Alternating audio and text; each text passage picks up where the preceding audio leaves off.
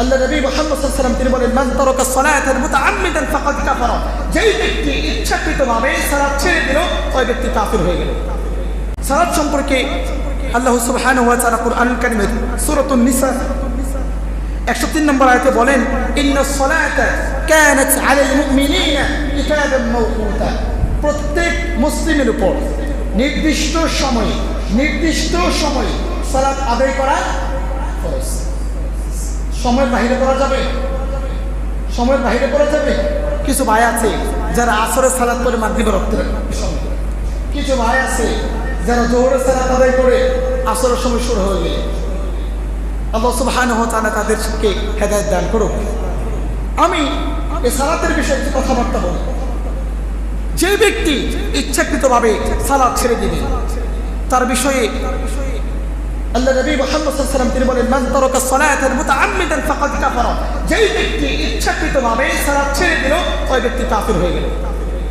আমার কথা এটা আল্লাহর রাসূল বলেছেন। সম্মানিত দিনী ভাই, ওমর রাদিয়াল্লাহু তাআলা আনহু উনি একটি কথা বলেন, লা হাজ্জা ফিল ইসলাম লিমান তারাকা সালাত।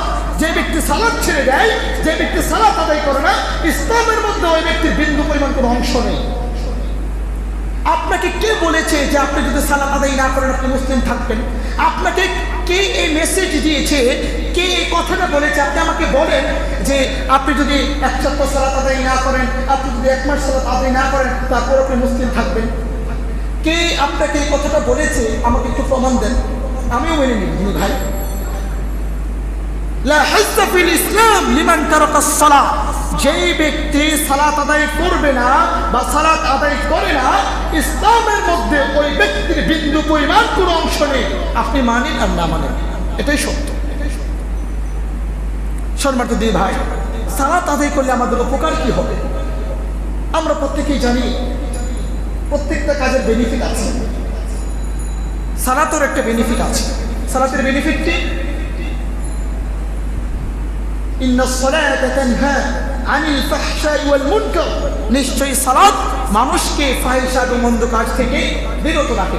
আপনি চুরি করেছেন, তারপরও সালাত আদায় করুন। ডাকাতি করেছেন, তারপরও সালাত আদায় করুন। জিনা করেছেন, তারপরও সালাত আদায় করুন। জুয়া খেলেছেন, তারপরও সালাত আদায় করুন। মদ পান করেছেন, মাতাল হয়ে গিয়েছেন, জ্ঞান ফিরেছে, আপনি সালাত আদায় করুন, সিজদায় করে যান, আল্লাহর কাছে ক্ষমা চান। আল্লাহ, যত গুনাহ করেছি আমি করব না, তুমি রহমান, তুমি রহিম, আল্লাহ আপনি আমাকে ক্ষমা করুন। আল্লাহ বলেন, ফাউলাইকা ইউবাদদিলুল্লাহ সাইয়্যাতিহিম হাসানাত। আল্লাহ আপনাকে ক্ষমা করে দিবেন।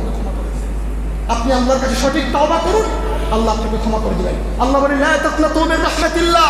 তোমরা আল্লাহর রহমত থেকে নিরাশ হয়ো না। ইন্নাল্লাহা ইয়াগফিরুয যুনুবা জামিআ। নিশ্চয়ই আল্লাহ সুবহানাহু ওয়া তাআলা যত ধরনের গুনাহ রয়েছেন সমস্ত গুনাহ তিনি ক্ষমা করতে পারেন এবং তার এতটুকু সামর্থ্য রয়েছে। সালাত আদায় করতে হবে। কিছু ব্যক্তি আছে যারা নামদারি মুসলিম, যারা লোক দেখানো সালাত আদায় করে, তাদেরকে হুঁশিয়ারি করে আল্লাহ সুবহানাহু ওয়া তাআলা বলেন, ফাওয়াইলুল লিল মুসাল্লিন আল্লাযীনা হুম আন সালাতিহিম সাহুন আল্লাযীনা হুম ইউরাউন। যারা লোক দেখানো সালাত আদায় করবে তাদের জন্য ওয়াইল নামক দুজক রেডি করা আছে, প্রস্তুত করা আছে। মরবে, আল্লাহ ঢুকিয়ে দিবে দুজকের মধ্যে, জাহান্নামের মধ্যে ঢুকিয়ে দিবে। দিদি ভাই, আপনি সালাত আদায় করছেন, তারপরেও যদি আপনার খারাপ কাজ যেগুলো আছে এগুলো যদি আপনি পরিহার করতে না পারেন, তার মানে বুঝবেন আপনার সালাত আল্লাহর কাছে কবুল হচ্ছে না। আপনি সালাত আদায় করছেন, তারপরেও গুনাহের কাজ ছাড়তে পারছেন না, আপনি মনে করবেন আপনার সালাত আল্লাহর কাছে কবুল হচ্ছে না। আপনি সঠিকভাবে সালাত আদায় করুন। আপনি তাহাজ্জুদের সালাত আদায় করুন। আল্লাহ বলেন, ওমিনাল লাইলি ফাতাহাজ্জাত বিহি নাফিলাতাল লাক আসা আইয়াবআসাকা রাব্বুকা মাকামান মাহমুদা। আমি আপনাদেরকে, যিনি ভাই যারা আছেন, আমি আপনাদেরকে বলবো, এক সপ্তাহ 2 রাকাত হলেও তাহাজ্জুদের সালাত আদায় করুন। যদি না পারেন প্রতি মাসে 2 রাকাত হলেও তাহাজ্জুদ সালাত আদায় করুন। দেখবেন আপনার জীবনের